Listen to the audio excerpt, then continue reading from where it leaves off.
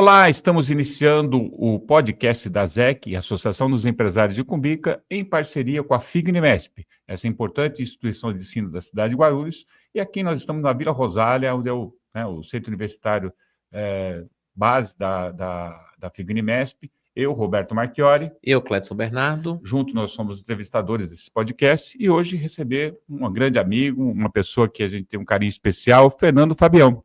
Ele é empresário, mentor emocional e capitão da reserva da Polícia Militar.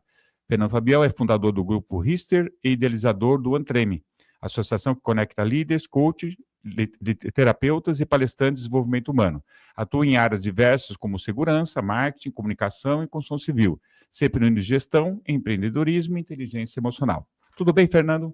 Prazer estar com a gente. Todo meu, grande prazer. Primeiro eu quero parabenizá-los, Marchiori e Cledson, pelo trabalho, pelo podcast, aí em nome da ZEC, também agradecer a FIG, né? Sim, nossa parceira. Essa parceria, uma instituição. Meu pai se formou na FIG em psicologia e em direito. Caramba, que ano foi? Quando eu era criança, eu acredito que estamos falando da década de 80. Eu sou de 85 daqui, então eu devo ter conhecido seu pai. Ou a gente se cruzou nos corredores aí da FIG.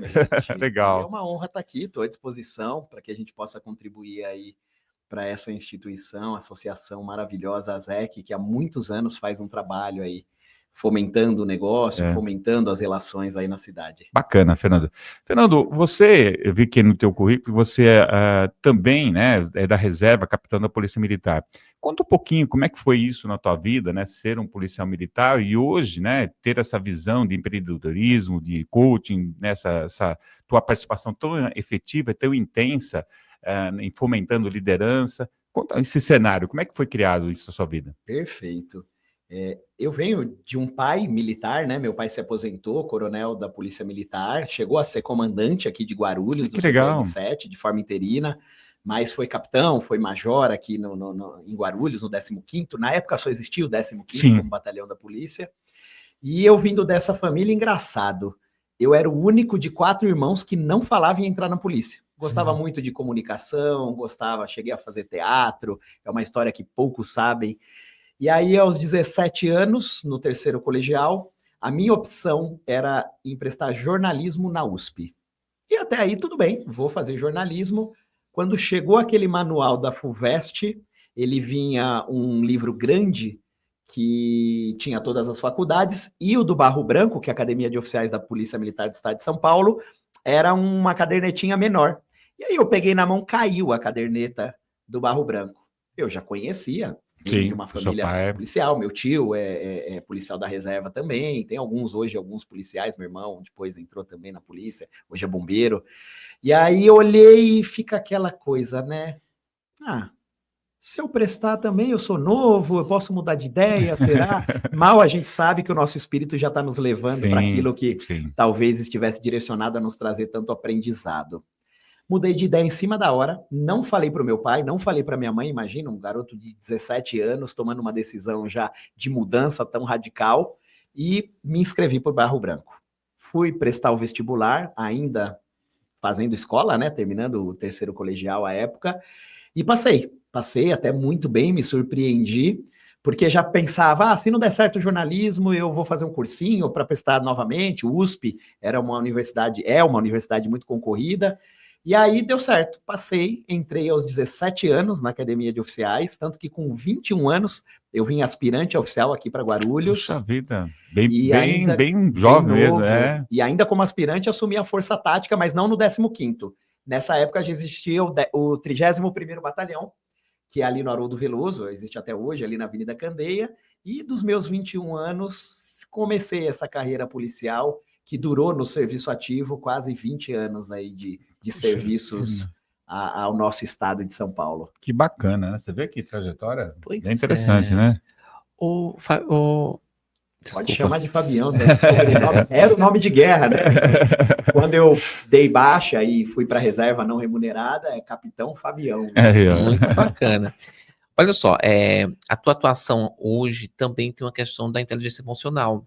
Eu vejo você muito com uma pessoa que eu gosto muito, que chama-se Rodrigo Fonseca. Sim. Me conta por que tu se envolveu tanto com essa área de desenvolvimento humano vindo de uma área militar, que, né, por mais que... Mais fechada, exatamente. Tem a questão do empreendedorismo, que foi que te levou a atuar nessa área também. Vamos lá, eu vou tentar juntar essa história inicial, né? Então, imagine, nesses meus quase 20 anos de serviço ativo, eu servi na Força Tática de Guarulhos, depois fui para a Rota, a nossa tropa de elite, depois fui para as Forças Táticas da Zona Norte, fui capitão, comandante de companhia de Força Tática. No ano de 2021, Cledson, a pandemia começou em 2020, no ano de 2021, mais precisamente abril, eu perdi meu pai por Covid. E aí, quando eu vi, não podia velar ninguém no Covid, todo mundo sabe o caos que foi na humanidade, eu fui fazer o reconhecimento e a liberação do corpo do meu pai, que era um protocolo do hospital. Meus irmãos não tiveram coragem e eu me peguei ali achando que era alguém forte, estava acostumado a lidar com a morte. Vi meu pai dentro de um saco e naquele momento é como se tivesse caindo 1 milhão de fichas na nossa cabeça, né? Eu confesso que o meu questionamento interno foi: como eu sou egoísta e ainda não entendi o propósito que me trouxe até aqui. E naquele momento tomei uma decisão de começar a mudar a minha vida, mas não sabia muito por onde. Então, me percebi como pai, um pouco ausente, sempre trabalhei muito, a minha família sempre teve empresa, desde que eu me formei. Nossa família tinha empresa de cursos de trânsito aqui em Guarulhos, foi a primeira controladoria regional de trânsito, tanto que eu sou instrutor e examinador de trânsito formado também. Logo na sequência, quando meu pai aposentou coronel, ele iniciou uma empresa na área de segurança, e aí me chamou para contribuir com a empresa. Então, a gente sempre teve essa atuação empreendedora na família. E aí, olhando ali para o meu pai, percebi, olha, eu sou muito ausente com os meus filhos, com a minha esposa. Um dia eu estou ali 18, 19 horas trabalhando na polícia, porque pega ocorrência, fica fora. No outro dia, contribuindo com a família, ajudando nos negócios. E eu não parava para olhar para mim, muito menos para minha família. Alguns meses depois, Deus é perfeito, né? Um padrinho, um empresário, transportador aqui de Guarulhos, num almoço, virou para mim e falou: cara, eu fui num treinamento que mudou minha vida. Você conhece inteligência emocional? Eu falei: cara, de ouvir falar. Nós temos um projeto social, que é o Instituto Rister, né? E o Instituto Rister hoje tem 150 crianças que a gente cuida. E o objetivo, minha mãe está à frente do projeto na área educacional, é desenvolver crianças para que sejam adultos equilibrados emocionalmente. Mas eu nunca tinha feito nenhum tipo de imersão, que você conhece bem. Sim. Fui até a Sociedade Brasileira de Inteligência Emocional, que o Rodrigo Fonseca é o presidente, e há 27 anos faz esse trabalho magnífico. Inclusive, maravilhoso. Dia 27 agora, teremos um mega evento para 3 mil pessoas aqui no Espaço Inter, aqui em Guarulhos.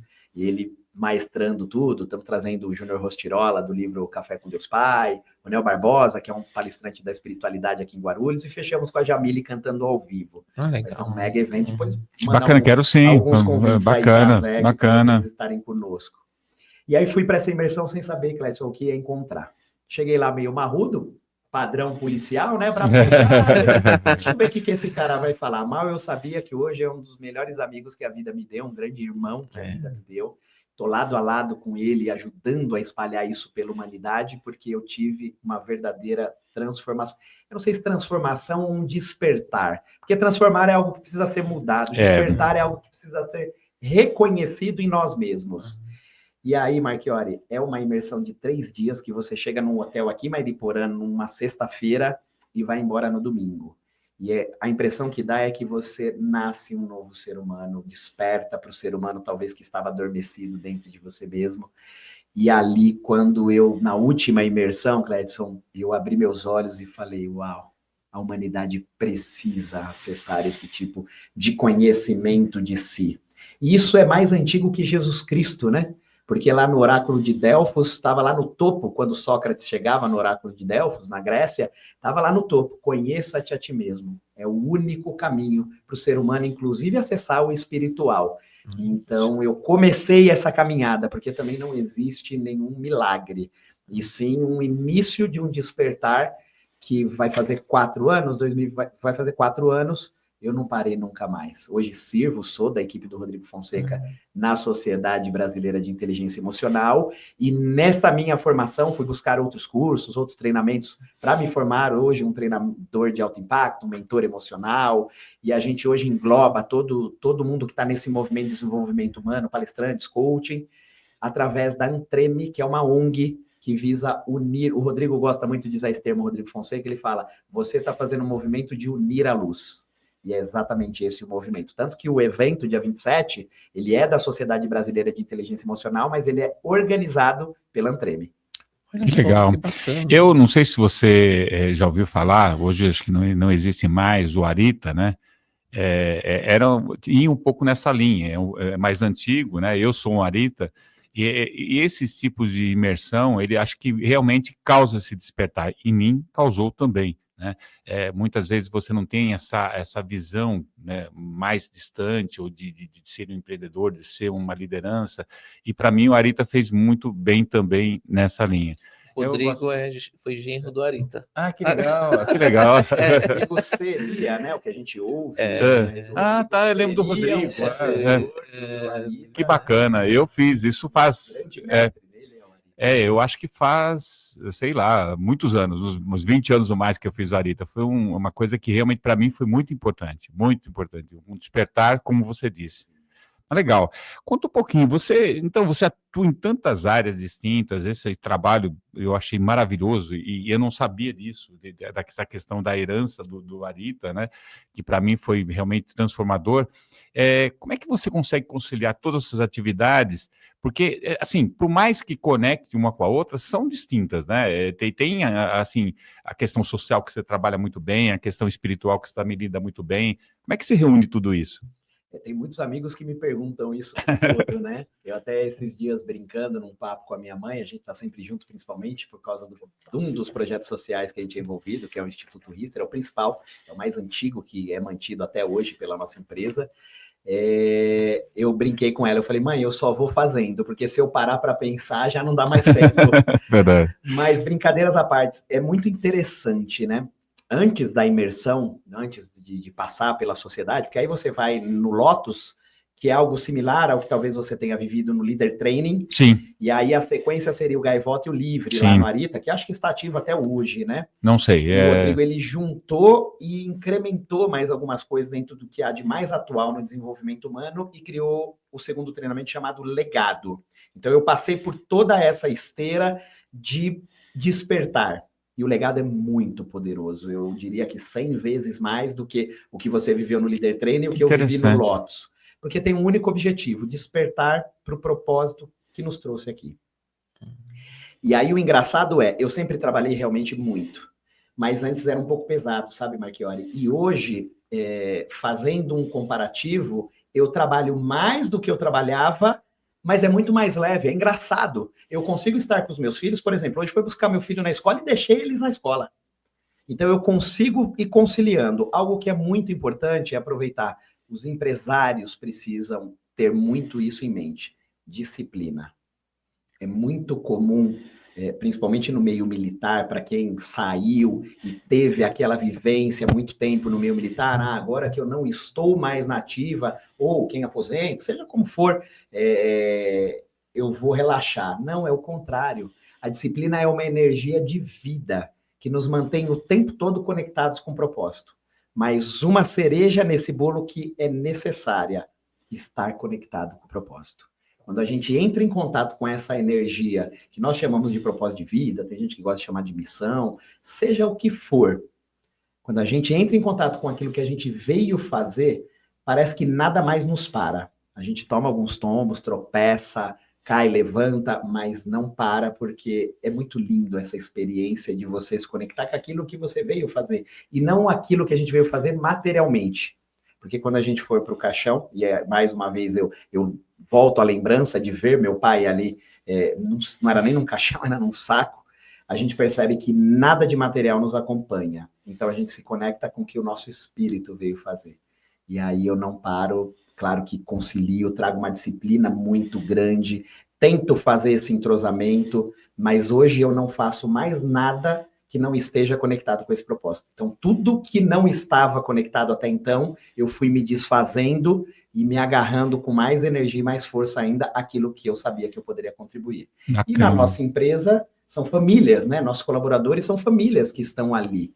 E é um olhar muito diferente do que eu tinha antes, e aí eu acho que isso dá atração para o negócio também, sabe? É muito legal. Que bacana, né? Olha só, o bacana é que eu conheci o Fernando numa época de eleição, né? É verdade. É verdade. 2020. E era muito estranho aquele capitão ali, porque a gente tem um pré-conceito, né, das pessoas, dos cargos e tudo mais, e eu sempre tive um pré-conceito sobre a questão da carreira militar, né? Mas eu vejo que você é um líder nato, você é um cara que realiza. Fiquei feliz quando te vi lá com o Rodrigo, porque o Rodrigo também mudou minha vida. Tem o Rodrigo antes e depois, e eu fiquei muito feliz. Mas me conta, você hoje é um líder e você comanda uma empresa. O que é que a Polícia Militar ela ajudou nessa gestão, na tua gestão de líder? Cledson, você sabe que é interessante? Eu, desde jovem, todo mundo que eu convivo até hoje, da minha época de jovem, fala que eu sempre tive uma liderança. Eu não reconhecia essa liderança.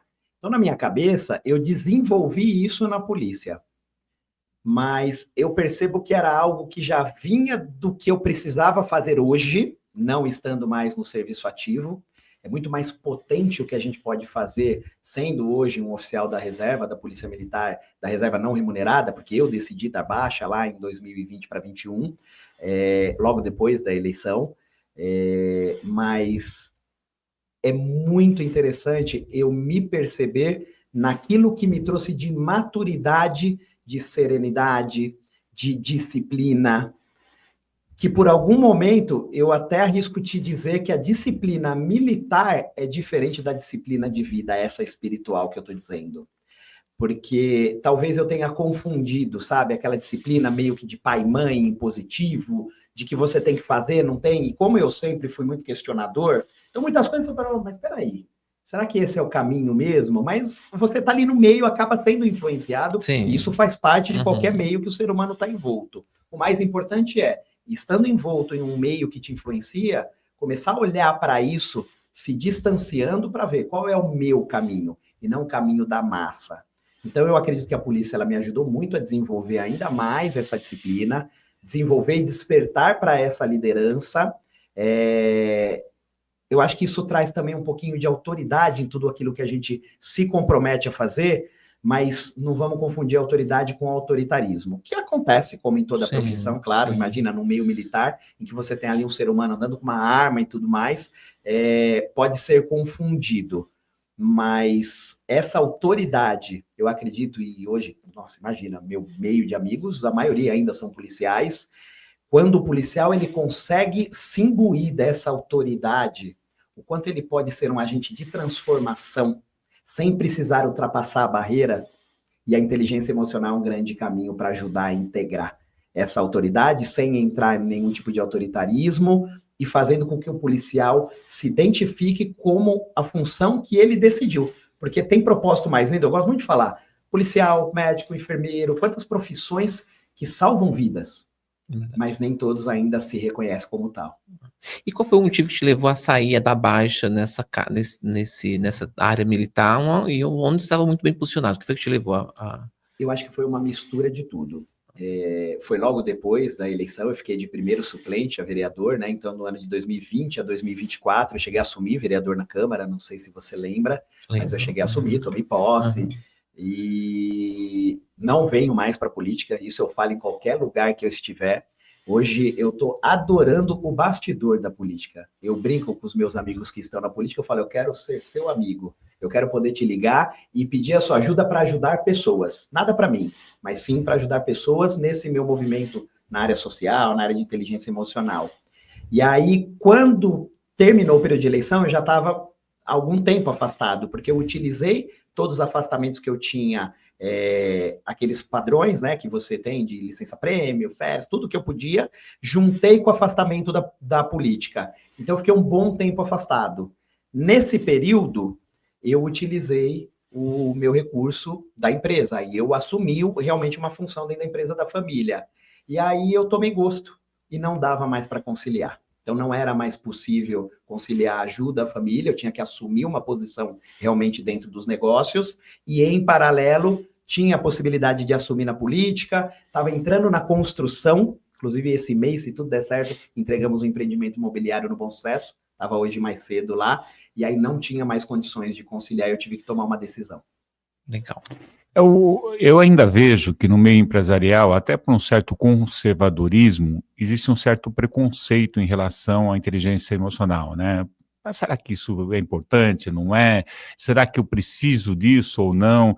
Infelizmente, as pessoas nem se permitem ter acesso. Na época, por exemplo, do Arita, eu tinha um certo preconceito ou certa resistência, e foi transformador.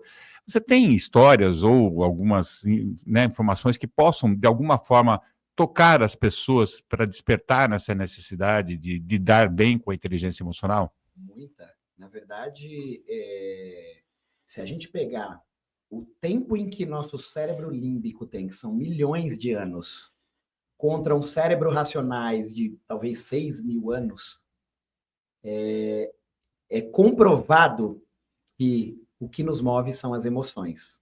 E aquele que mais se acha racional é o mais emocional, fugindo da emoção. Em uma das palestras que eu faço, eu até falo, é 95% emoção para 5% razão. Se a gente trouxer isso para a ciência, é aquilo que a ciência fala, você utiliza no máximo 5% do seu cérebro, na verdade, do cérebro racional. Então, você está usando 100% do seu racional, mas é 5% do que realmente nós somos.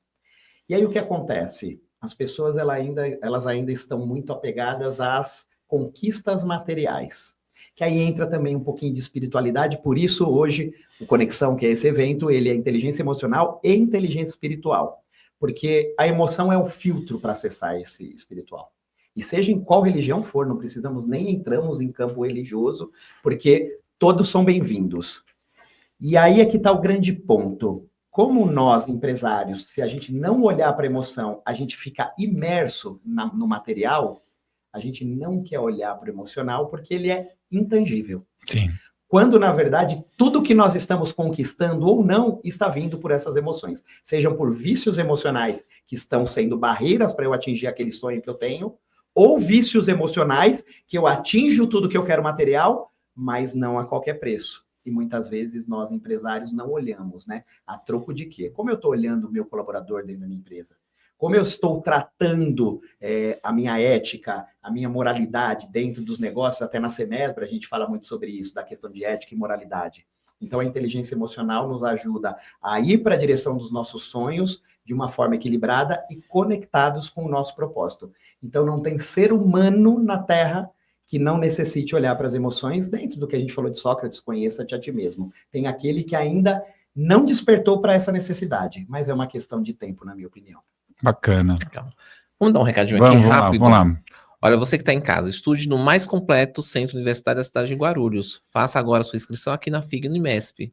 São mais de meio século de tradição com um corpo docente altamente qualificado. Você terá aulas com mestres e doutores, e já no primeiro ano conseguirá grandes oportunidades de networks e estágios. Porque na FIG Unimesp o protagonista é você. Então acesse já www.fig.br ou entre em contato através do WhatsApp 11 34 35 44 0333. É isso. E você utilizando em seu proveito a inteligência emocional, você tem alguma coisa que aconteceu, algum exemplo que era desafiador e você, poxa, isso fez a diferença para mim na sua vida? Na questão da inteligência emocional? Sim, mas ligado à tua atividade empresarial? Total. Sim, primeiro porque mas você tem algum exemplo de uma coisa que realmente era desafiador e você assumiu essa condição e que a inteligência emocional fez a diferença? Total. Na minha posição como líder nos meus negócios, como que eu me via antes na inteligência emocional? Eu era um trator. Nunca tive preguiça de trabalhar, sempre trabalhei muito e eu tinha aquele desejo que todo mundo acompanhasse, mas cada ser humano é um ser humano único, individual, né? Então eu era um trator, puxava com força mesmo e não olhava para esse lado mais humano, de que forma eu poderia contribuir com a vida, com a família das pessoas que estão ao meu redor. Depois da inteligência emocional, tudo mudou, porque Hoje, o que me guia não são mais os resultados da minha empresa, são também os resultados, mas não mais a qualquer custo. Então, hoje, deixa eu olhar o que está acontecendo com a minha liderança, o que está acontecendo com os colaboradores. E aí, claro, mandei também a oportunidade, na verdade, mandei não, mas sugeri, e todos abraçaram, porque acho que perceberam a minha mudança, né? Isso eu ouço da minha equipe até hoje. Então, dei a oportunidade de cada integrante da minha equipe estar nesses treinamentos. No Conexão, eu sou a primeira empresa patrocinadora, além de ser organizador, a primeira empresa que patrocina é o Grupo Rister, para que eu tenha ingressos para mandar todos os meus colaboradores.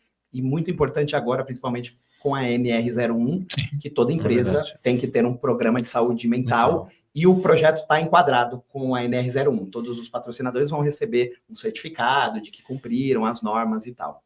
Então, na prática, hoje, todos os meus negócios, as pessoas que estão comigo, me ajudando a pensar, a tomar decisões, até quem está na ponta da linha, seja lá um porteiro, um auxiliar de limpeza, todos têm a oportunidade de entrar nesse mundo para seguir os sonhos.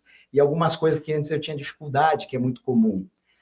A gente tem bons profissionais, muitas vezes próximos a nós, que a gente quer manter eles conosco. Natural.